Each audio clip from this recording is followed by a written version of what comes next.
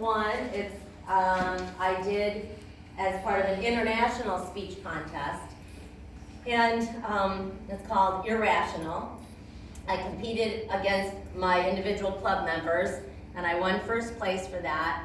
And then I competed against the winners of other clubs in what was called an area contest. So, and then after that, I competed in the division contest. So there's different layers and things. I think I came in second at the division contest.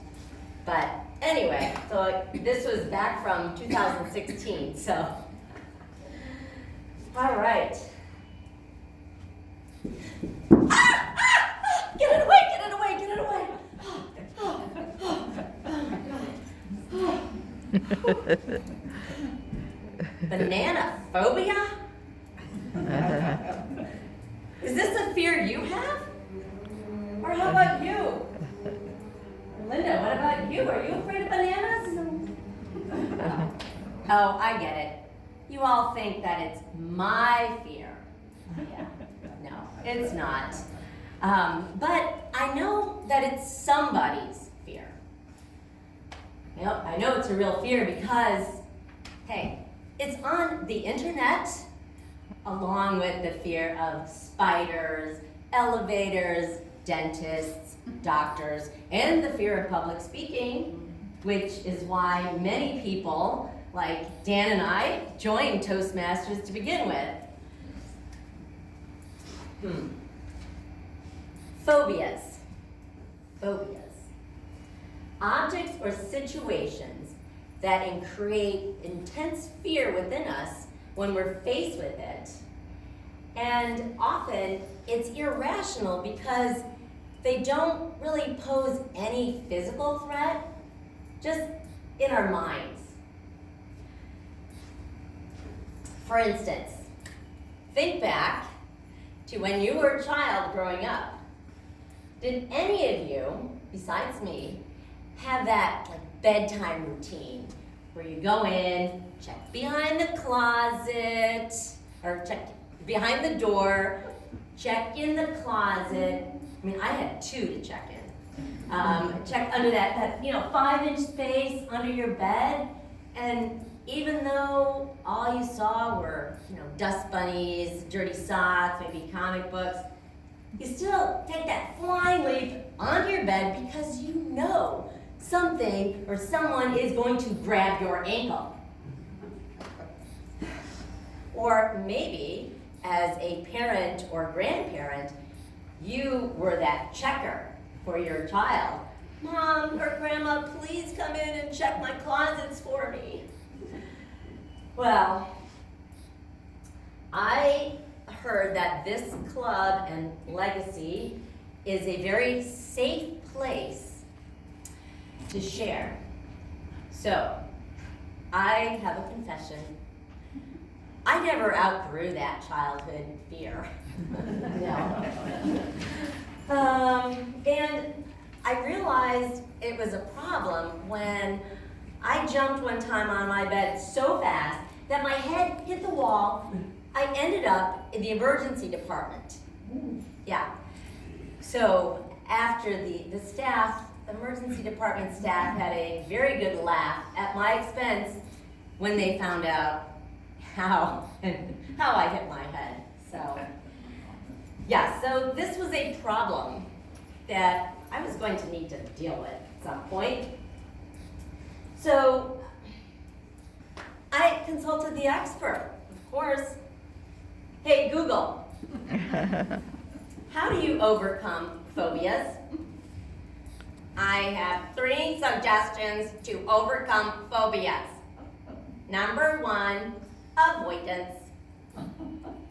Number 2, join Phobaholics Anonymous, a 13-step program. Would you like me to find one in your area?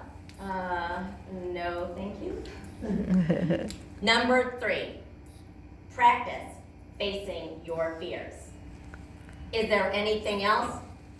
No, I'm fine. Thank you, Google. Ooh, facing my fears. Yikes. Well, just to clarify, in case you were wondering, I have these fears, but I do not check under my bed and in the closets every night. Only when I'm home alone overnight. Yes. And I love being home alone. I take over the whole kitchen, I get my sewing machine out with all kinds of fabric and ironing board, or I might decide to do some baking and have bread or cookies all over the place. Put on a romantic music, romantic video, or some country music, and I'm in my happy place, yeah. Until it gets to be around midnight, 1 o'clock, 2 o'clock, and all those comforting outside noises like the traffic or the distant train, you know, for me it's soothing. Yeah, they're gone. You ever notice how eerie that silent night can be?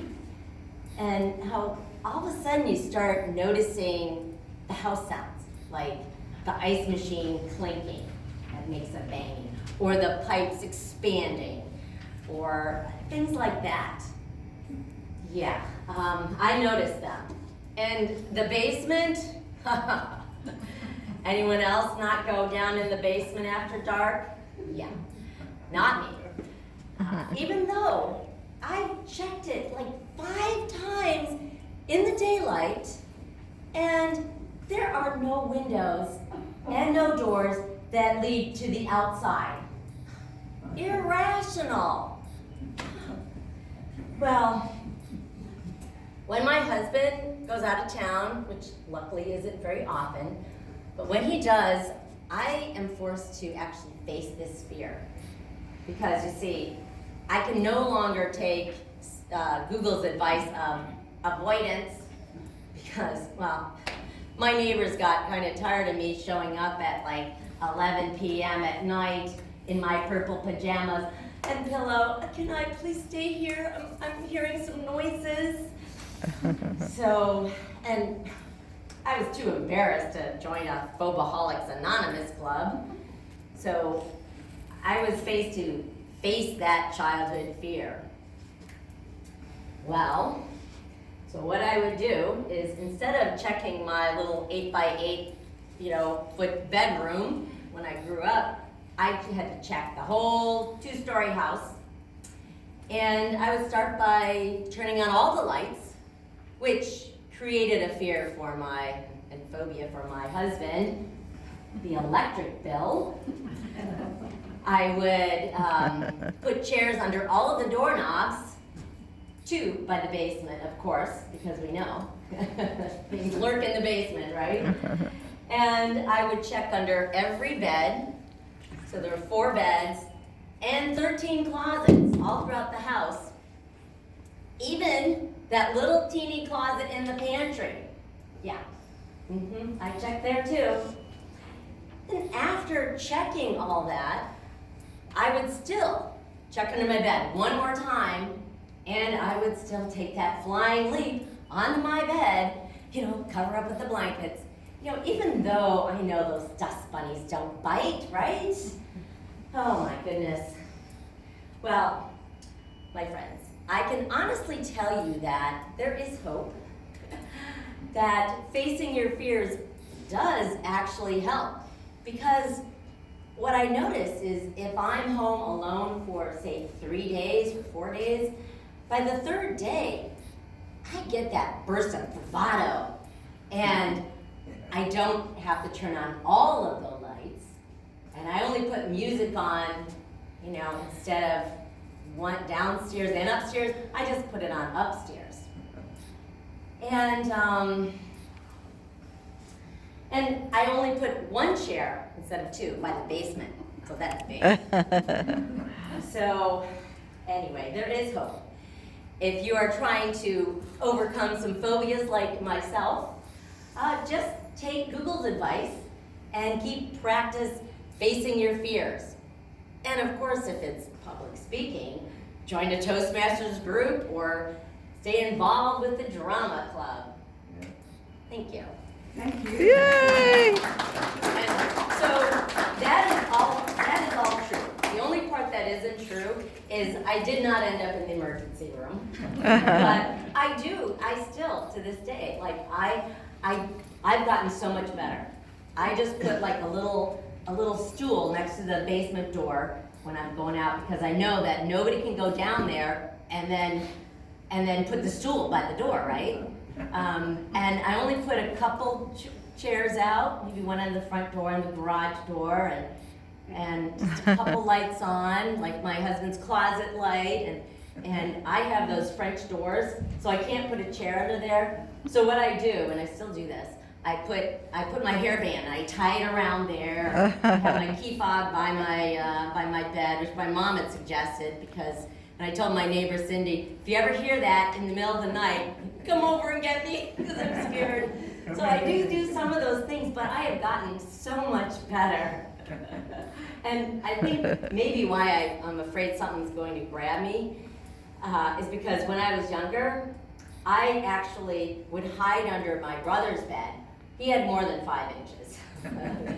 And I would grab his foot. I grabbed his ankle. That was my older brother. And man, he jumped so high. And then for my younger brother, I would hide behind the door and jump out. And I loved watching his eyes get like so huge.